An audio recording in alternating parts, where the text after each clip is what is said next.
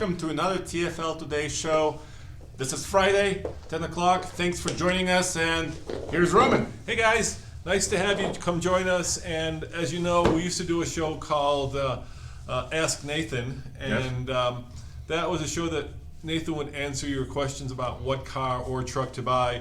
And the issue with that show was that it took a lot of work to produce, and there weren't that many people who were actually watching it. So the amount of effort that went into it just didn't actually wasn't worth the amount of time that it took to produce it. So we thought it's a great show. A lot of people wanted it back, and so we thought if we do it live, we won't have to edit the video, and best of all, we can answer your question. This is kind of a chance to have an interactive conversation. Andre, don't we get a lot of emails every month, every day, every week from people who are curious about what car or truck to buy? Yeah, I got one last night from a guy who's buying a new truck. And he said, I want a used 2014 Chevy Silverado 1500 with a 5.3 liter V8. He's like, is that a good engine? Yeah. Questions like that come in every single day. And usually what we do, because we get all those questions and we can't answer them because we're either editing video, shooting video, writing stories, we just send a form email back saying, hey guys, we've written this book, Truck Nuts, which by the way is a great book. It's out on Amazon at your local book dealer that Andre and Kent wrote, and we refer them to the book because a lot of those questions are answered in the book. But we thought this would be a great way to actually answer them one-on-one. So I'm here to answer any car questions that you might have, and Andre's here for any truck questions. Yes, and Nathan couldn't make it today. He had another appointment. Yeah, Nathan. So obviously we'll involve all the team members in these shows as well. Yeah, so hopefully every Friday will be your chance to ask us what car or truck you should buy. And Andre, I just got back from driving the new Honda Civic Si. Yeah. How was that? That was really interesting. Can you talk about it? Yeah, I can talk about it finally. Yeah, it was really good. There's no embargo? And actually, full disclosure, I actually owned a CRX SI, so I'm a little biased when it comes to this is one of the questions from Civic Si. Yeah. He wants to know, or she, Civic Si, Focus ST, or GTI? That's a really great question. So Honda, of course, is back with the SI after being gone for 2 years, and they're saying that the car that it competes with most closely is either the GTI or the Focus ST. And they're all very different cars, and I've driven all three of those cars. So obviously, kind of the original hot hatch is the GTI. And if you like German cars, if you like cars that are very kind of buttoned down, then that is certainly the car to get, because there's something very special about that car, and the newest version of the GTI certainly carries on that tradition. Now, keeping in mind that car, I think, is almost $2,000 more at its base level than the SI. The cool thing about the Civic Si is there's only one option. You can only get it with a 6-speed manual. You get a sunroof, you get heated seats, you get everything thrown into the package. There's no automatic option, and it's just under $25,000. And the only option is $200 if you want summer tires. So I think out of that group, it is by far the best bargain. It is also by far, not by far, but by a little bit, I think probably the slowest. It's got the least amount of horsepower, 205 horsepower. The GTI has more. It's a little bit more tossable. But the Civic gives you kind of that Honda goodness, that pure engineering. It also gives you adjustable suspension, which is really cool. It gives you that center-mounted exhaust, which is cool. And it gives you kind of an all-around great driver. But the GTI is that as well. And the ST, the Ford ST, is that as well. So here's kind of my breakdown of this. You can't go wrong with any of these cars. If you want a car that's probably more road-focused than track-focused, then I would definitely go with the Civic. If you want a car that's got a little bit more teeth to it, a little bit more kind of personality, then probably go with the GTI or the Ford. Asking us questions. Yeah, people are like, don't call us. We can't answer your questions on the phone. Anyway. So if it were my money, it would really depend on what I'm looking for. But they're all great cars. And next week, actually, I'm going to drive the Type R, which is really exciting. Yeah, that's the one that's going to have 300 plus horsepower. Yeah, that's going to be a track monster, supposedly. Supposedly, right? Yeah. But here's my take also. The Civic Si, I think the styling of it is a little polarizing. Very polarizing. You know, but like some people love it, some people hate it. Right, and the GTI has been there for so long, and it's just really kind of evolving that tradition, and I think it's a little bit less polarizing in my opinion. Yeah, and the Focus, is a really strong track-focused vehicle. It's got a lot of kind of European heritage as well, so more power as well. Gosh, if I had to choose one, it'd be a really tough choice for me. It really depends on what you want. The biggest issue with the Civic is there's really very little power until you get to about 4,000 RPM. So at 4,000, obviously, it takes off, but below it, it's kind of pokey. Mm-hmm. Whereas the GTI, since it has much kind of a broader power curve, has power all the way through the power curve, and so does the Focus, obviously. Mm-hmm. Of course, they're all turbocharged, right? Yeah, but the Honda's only a 1.5. Yeah, it's a small displacement. It's a small displacement. Yeah. Michelle says she likes your T-shirt. Oh, thanks, Michelle. Hey, and the artist who did this is out of Colorado. I emailed him, and we're going to try to get him, hopefully, to do a TFL T-shirt. So stay tuned for that. Why does no one start building cars that use less gas? No, but I think they are. Yeah, that's a silly question. No, the Bolt EV, that's how much gas it uses. It uses no gas. The Tesla, no gas. No, I think it's moving the obviously downsizing engines. Yeah, of course. Yeah, everybody. Yeah. Gosh, we have that pickup truck, Big Green, and I just drove it from Gateway, Colorado, with a 350 in it, and it was getting 9 mpg. Today's modern truck easily get on the highway in the 20s, and if you get a diesel, it's much higher than that. Hybrids are getting easily 30 mpg. Mm-hmm. The Prius gets 50 mpg. I mean, come on, guys. Fuel economy, it was like this, and slowly, and boom, it's straight up. I mean, if you were to graph it, it's just gone straight up. Yeah, and I'm reading your questions and comments here live, so when I'm looking down, I apologize, but Arnav is asking, Ford F-150 Raptor or Ram Power Wagon Hemi. My requirements are being good on-road, noise and comfort levels as well. Well, so here's the thing about off-road focused trucks, right? They have comfortable suspension because like the Ford has the Fox shocks, and the spring rates are tuned to be very soft on the bumps and just kind of soak everything up. On-road or off-road, Power Wagon is much the same. It's one of the best riding heavy-duty trucks. So even though they're off-road focused, I think off-road trucks also do really provide comfortable ride on the road. I have to disagree. I think the Power Wagon has a really rough ride. Those tires are jacked up to like 65 PSI. Mm-hmm. I hurt my back when I was in Moab, and we were in the JK, and I thought, maybe if I go in the Power Wagon, it was rough. That is a rough ride. Now, the Raptor does not have a rough ride. That's got a lot more suspension travel. That's more of a desert runner. The Power Wagon is much more of a rock crawler. So in terms of ride, and what was the third one? It was a Ram. Was it? What do you want, a Power Wagon or a Raptor, or was it a Ram Rebel? Which one? No, the Power Wagon. But I disagree. I think the Power Wagon has the softest ride amongst the heavy duties. If you go in a dually, oh my God, good luck. So I think the Power Wagon has a good ride, but I agree with Roman. The Raptor, between these two choices, would be a better ride on road. And noise, I think Fords are so quiet. I mean, their cabins are so incredibly quiet. So, well, let's kind of go down the list, and maybe this will help you make a decision if you're interested. Okay, so if you want to go desert running, definitely get the Ford. That's a much more desert runner. Sure. If you want to go rock crawling, definitely get the Power Wagon. Front lockers, disconnectable sway bar, winch. If you want to haul, they both are not great at hauling, but the Power Wagon, since it's a heavy-duty truck, will haul more. A little bit more, yeah. If you want better fuel economy, they're both pretty miserable. So the Raptor does better. So get the you can't get the Eco Diesel because it's not being sold. No. But the Raptor does better. Yeah. If you want kind of comfort and convenience, then I think the Raptor is probably a little bit nicer. The interiors are just a little bit nicer. They're very different trucks. One is a heavy-duty truck, one's a half-ton. I guess if it were my money, it would depend on what I was looking for. If I wanted to go rock crawling, I would go with the Power Wagon. If I wanted to go desert running, I would go with the Ford. But this person wants to be on the road. If you want to be on the road, you want to be on the road, get a crossover. No, for on the road, and I think the Power Wagon fully loaded we had a fully loaded Power Wagon. It was around $63,000 to $64,000.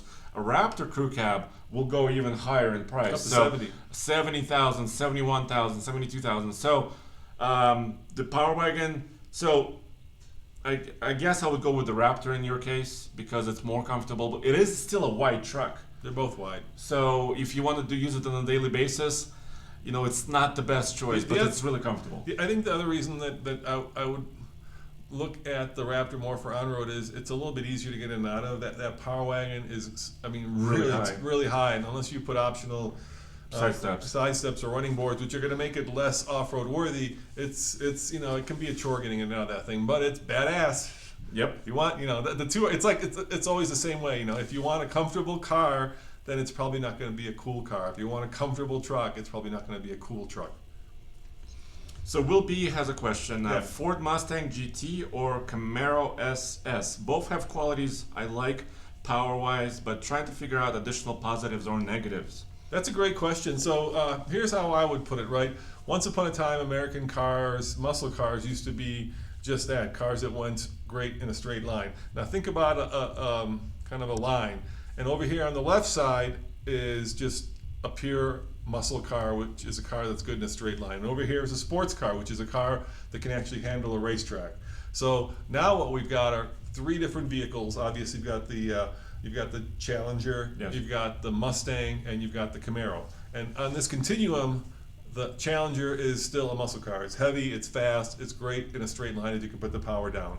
The Camaro SS has become a true sports car. This is a world-class car that will take on any other vehicle on any track in the world. And the Mustang is somewhere in between the two.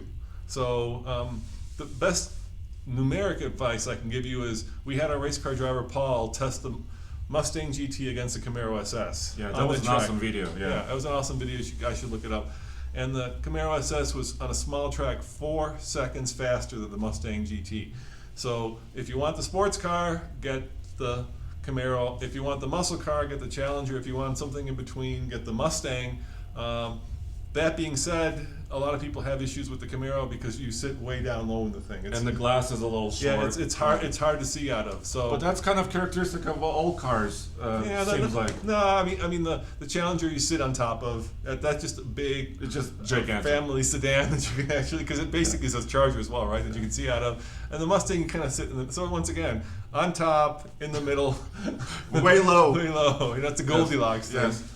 But I think it also depends how you configure your Camaro SS or the Mustang GT. Some of them have performance packs, like Mustang is offering like a performance version, different tires. But yeah, your analysis is spot on. Thank you. And we did, how to not. Paul really wrung both cars out. Yeah, and he hates the Challenger because he just says it won't go around a track. That's coming from a race car driver's point of view. Of course, most of us don't drive on the racetrack, so keep that in mind as well. By the way, we're sitting in front of the 2017 Exciting Toyota car. Corolla IM. So it used to be a Scion. Yes. Now it's a Toyota Corolla IM. It's a hatch. So, and it's actually also a very affordable car at $21,000 right here. Yeah, it's a very affordable car, and we're gonna give that to Tommy and Charlotte to test. We just got it today. We just got it. It just showed up. In case you're curious, the way that it works is there's a Denver press fleet, and every week they take one of our cars that we've just reviewed and they bring us a new one. So they just picked up the Lexus NX Hybrid, which Nathan actually took up Goldmine Hill. When did you guys do that, Andre? Yesterday. So Ian's busy editing that video right now. So tomorrow on TFL Car, we're going to publish the Lexus NX Off-road, which is a hybrid. Which is a hybrid, yeah. I wonder if it made it all the way to stage 3. I don't know. Don't tell me. Stay tuned.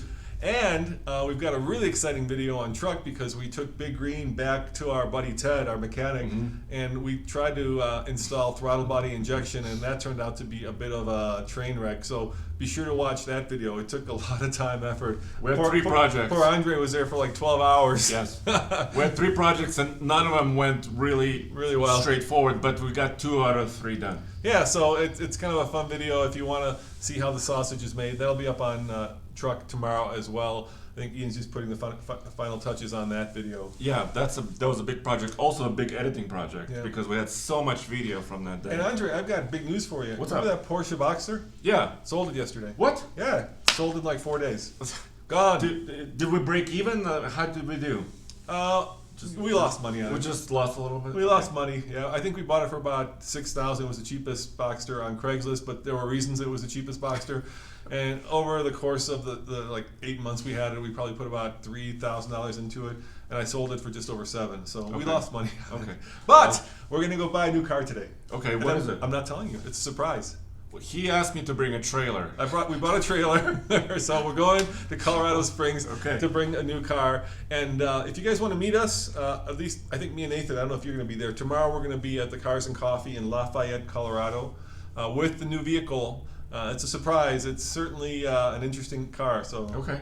Well, I think I'll be there too. I'll try to be there about 9. Yeah. I know it's a little late, but I'll try to be there. You know what? I'll bring some T-shirts. If we got some fans, maybe we can give some T-shirts away. Okay. We'd love to see you guys, and especially if you're our Patreon supporters. If you come by, I'll definitely give you a T-shirt. If you know, one of our supporters, John, is going to be there. Oh, good. Yeah, we'll get John a T-shirt. Yeah. We're close to our goal of $1,000. So if you want to go to our Patreon page, it's TFL. Actually, Patreon/TFL Car. Please help us. Our revenue is in the toilet now. YouTube's revenue has been really bad. YouTube monetized a bunch of extremist videos, and a lot of advertisers pulled out, which is really hurting us. So we really could use your help. Here's a question from Emmanuel. He says, do you think Ford will put the small diesel engine that's going into the F-150 also in the Ford Expedition? Well, first of all, so Ford did announce a few months back that they are doing a diesel engine in the F-150, and it's going to come out about a year from now. So will they put it in the Expedition? I think it's a good chance. There is no announcement about that officially, but they share a lot of the components. Yeah, it's the same engine. It's the same engine that's in the Range Rover and Land Rover. Yeah, it's a 3-liter. It's a 3-liter. So I suppose if I were Ford, I'd look to see how the competition is doing. And it really depends which way the diesel winds are blowing, right? The winds is kind of it's a head-on wind right now. It's a headwind right now. Selling diesels is definitely a headwind, and there are very few manufacturers who have committed. Chevy's committed to it. Right. Ford in their truck. Range Rover has committed to it. And FCA. FCA is trying committed, to, but they can't sell there are allegations, and there's a lawsuit that EPA and the DOJ filed against FCA Ram for their EcoDiesel engine. They can't sell their Jeep Grand Cherokee or their EcoDiesel in the Ram 1500. So it's a tough time for diesels, and certainly Volkswagen's not selling any. No, actually they're actually selling their retrofitted 2015s. Really? Yeah, so you can buy a brand new 2015 Jetta TDI with like the fluid. No, I think those cars actually have a software update. Okay. So whatever that means, but they're discounted. There was a story. We had a story written out on our website a couple of months ago. So you can actually buy a 2-year-old car that's brand new right now. But if the diesels is coming to the F-150, I think it makes sense to put it in the SUV. I'm going to give you a hint, Andre. The car we're buying today is they're asking $1,500. Is that why you asked me to bring a trailer? Yeah. Okay. And maybe we've gone from a 911 996 to a Boxster 986 to a $1,500 vehicle. So I don't know where this progression is taking us. It's going the wrong way, Andre. It's going the wrong way. Okay. It's not a Bugatti. It's not a Bugatti. Okay. There's a question here. Yeah. What do you think of the Honda Pilot, and also how does it do off-road? Well, we took the Honda Pilot off-road. You and Nathan did it. Here's the answer. It does exactly like the Honda Ridgeline. Oh, okay. Very similar systems, right? It's just the exact same chassis. It's okay if the Ridgeline suffers off-road. We took it off-road. We had a mid-size comparison. We took all the mid-size trucks off-road, and I was in the Honda Ridgeline. Loved it on-road. Not so much off-road. Doesn't have great ground clearance. Doesn't have great approach departure angles, and the transmission overheated because the ABS stability control system was trying to figure out where to allocate power, and eventually just said, I'm getting too hot, I give up. So for any kind of serious Colorado off-roading, the Ridgeline isn't grand. The Pilot and the Ridgeline share the same chassis, share the same software. They have basically terrain management software where you can pick what kind of terrain you're on. the pod does okay. I mean, if you're going to take it to a ski lodge, or if you're going to go your favorite fishing hole, grand. If you're going to go up Montezuma Trail, not so good. No, but it did make it Goldmine Hill. The Honda Pilot Yeah, I made up did make it. Up Goldmine Hill. Yes. And a lot of these questions have a lot more to do, and I hate saying this, but it's really about the tire more than the vehicle. It 'Cause is, it's in where a lot of cases. it's where the tire meets the road, right? So if you Yeah. have a good grippy all-terrain tire, you're going to get traction, and the all-wheel drive system is going to be able to pull the car up wherever you want. If you have an all-season worn out, it's just like having unsharpened blades on your ice skates. You're not going to go anywhere. Yeah, tires are very important, and hopefully, in the future, we will be able to test a little bit more tires. Tires. Yeah, people ask, why don't we test tires? And the obvious answer is we just don't have money, the budget. So this car came with whatever it came with, and in order for us to test this with a different set of tires, we would have to actually get that same set of tires in that size. Go mount it, go balance it, Yeah. put it on, and that's not enough money. No. We cannot make that money on the video. no. To Instead, justify we're going that. to spend it on a $1,500 surprise car. Okay, so I'm looking forward to that. Will you take the Honda Odyssey off-road? No, I don't think we will. Who No. takes minivans off-road? No, we're not going to take it And off-road. it's not all-wheel drive. No, it's not. It's a bad car to take off-road. Will the next Nissan Leaf have all-wheel drive? Is there any possibility? Doubtful. Doubtful. Well, Almost. the new Leaf will be coming. Is coming. Yeah, the new Leaf is coming at the end of this year. They Yes. haven't announced, the Bolt just came out, and that's a direct competitor. I think what Nissan is smartly going to do is they're going to increase the range from 114 miles, which it is right now. Bolt gets 238. Yes. So they're going to have to be in that kind of 238 range. I would agree. And so you're not going to do that with all-wheel drive. Of course, the Model 3 might have. Is that going to have all-wheel drive? Well, Yeah, I don't know, that's but it. the Model S has an option for dual motor. Right. So Model 3 may use it as well, but that raises cost, right? And weight. So what these manufacturers are trying to do, right, make it more approachable, right? The Bolt, you can actually lease it for not very much money, right? Yeah. So the scary part, Andre, is if you're an EV person, is recently a lot of the governments, because of what's happening politically, have stopped subsidizing electric cars. So, for instance, there was a story today where in Denmark they stopped subsidizing electric cars and sales went down 60%. In other places where they've done that, in Hong Kong, for instance, when they stopped subsidizing cars, the sales rate for Model S Teslas went to zero. Completely. Okay. Nobody bought them. So that says to me that a lot of the sales of electric cars are driven by the fact that the government is subsidizing basically the cost of these things with tax. Now, there's also this misconception, and it happened when we had Anton here last week when we talked about the difference between a tax credit and a tax deduction. Mm-hmm. So let's clear up that difference. So if you buy an electric car in America, you get a tax credit.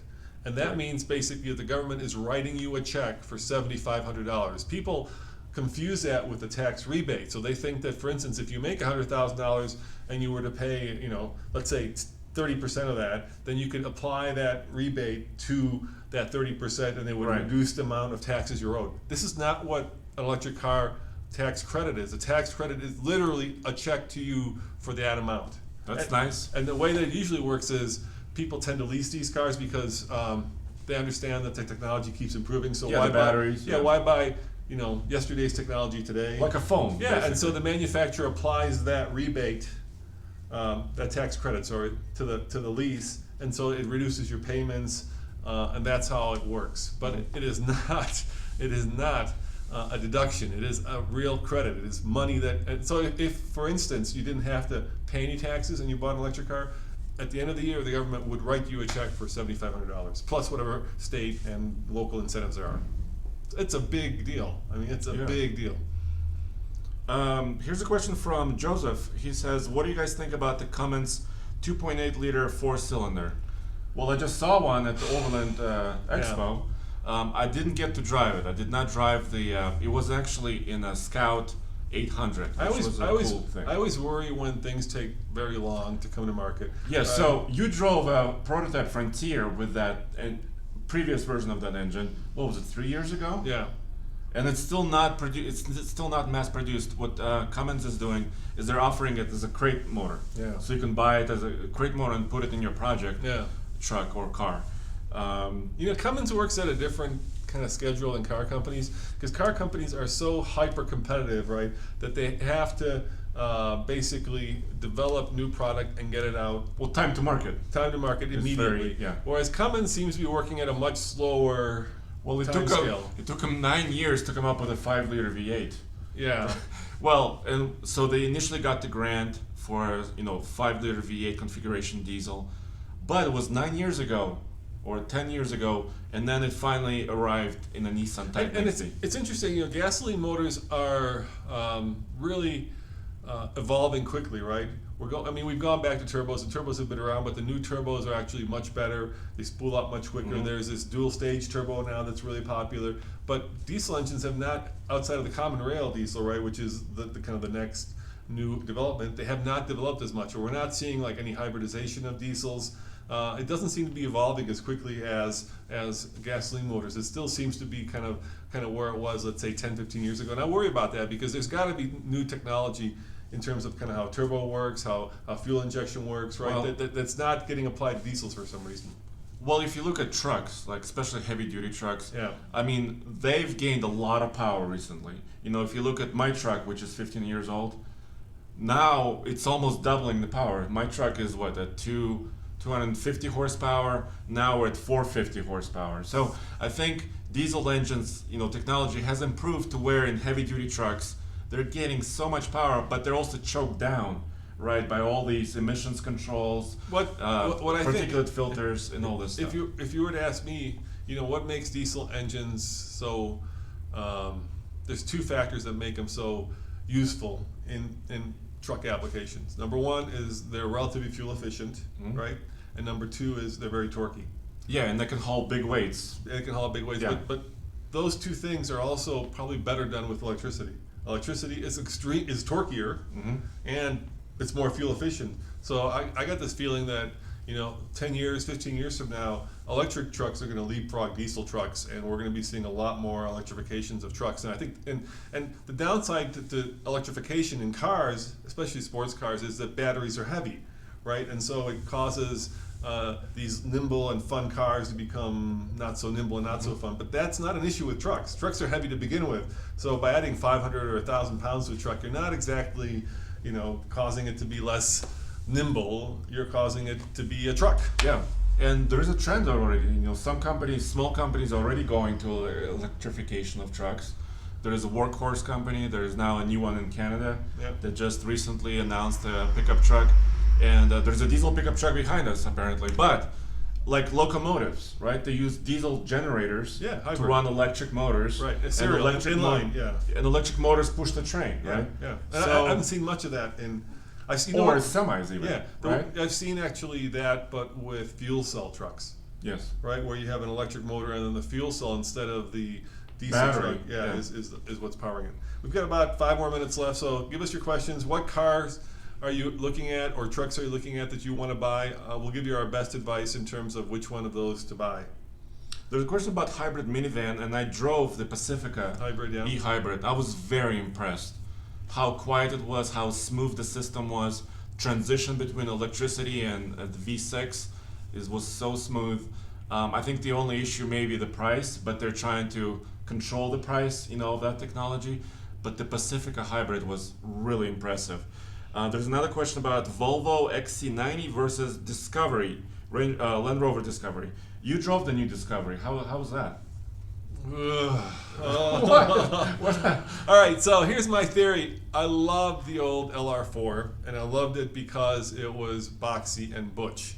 So I could be, in the minority here, but I have this theory that anytime a manufacturer makes a car more masculine, which is, louver, square jaw, Square. yeah, it tends to be successful. And when the manufacturer makes the vehicle more feminine, in other words, more rounded, more curvaceous, it doesn't tend to do very well. And Land Rover has done that. I mean, it's gone from a very masculine car to a very smoothed very out. feminine car, and it's lost some of that charm for me. I love the old upright driving position. Probably my favorite thing in terms of Land Rovers and Range Rovers is they call it the command driving position. So in most crossovers or SUVs, you sit like a regular car that's been lifted. I understand that. In a Land Rover Range Rover, Here's a steering wheel. You sit on top and you're kind of looking down. The windshield is very straight up and down, which is bad for fuel economy, but it's great for off-roading. And I love that kind of driving position. You feel like you've got command of the road. The new Disco, not so much. It's just like a Explorer or pick your favorite crossover. Grand Cherokee, there's really no difference. In terms of capability, yeah, it's very capable. You know, it's got